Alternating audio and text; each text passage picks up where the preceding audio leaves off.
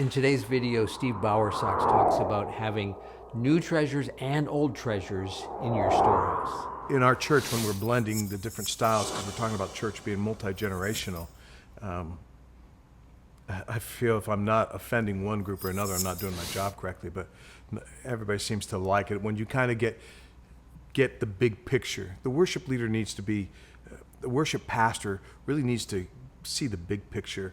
I say it is a marathon, not a sprint.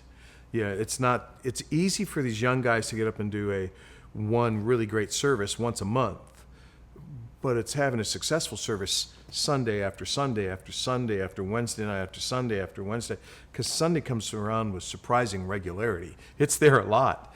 And to be successful on a weekly basis like that, that takes a breadth of experience, it takes a breadth of material, quite a repertoire of songs done in excellence, and that thought process.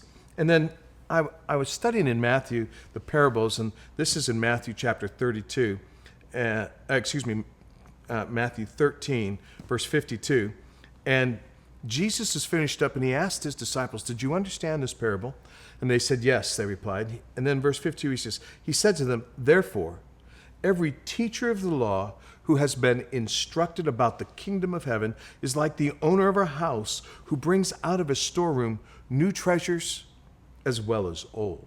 So there's new treasures and old treasures. Well, listen, you've got to be around the block a time or two to have some old treasures. And you've got to realize that they were treasures. Like this is a classic from just 20 years ago or 10 years ago, or this was a Fanny Crosby song. It's a treasure. And here's a new one too. So that you're a master of that house. And it says, every teacher or scribe, one translation, of the law who has been instructed, so they're prepared, about the kingdom of heaven is like the owner of a house who brings out of his storehouse treasures old and new. I love that. That is my job as a worship leader, to bring out of the storehouse the things that are needed. But it takes someone that's been trained.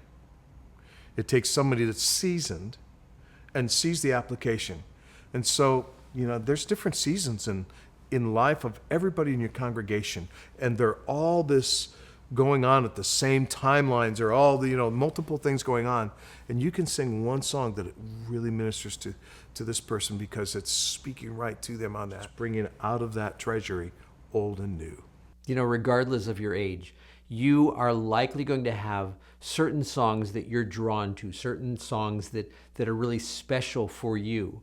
But you have to understand that there is a wide variety of people in your congregation, and they're not all going to relate to the same thing.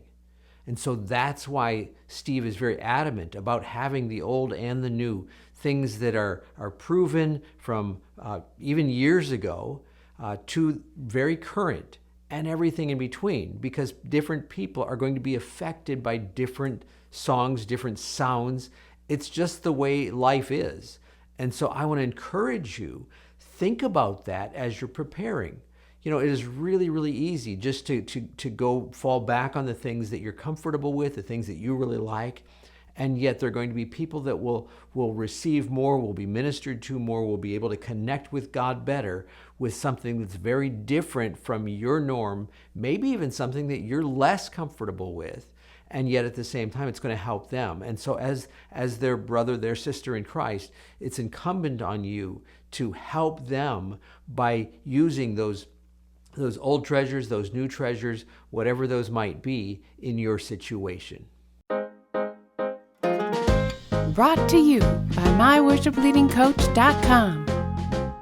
Helping you to be more fully equipped as a worship leader.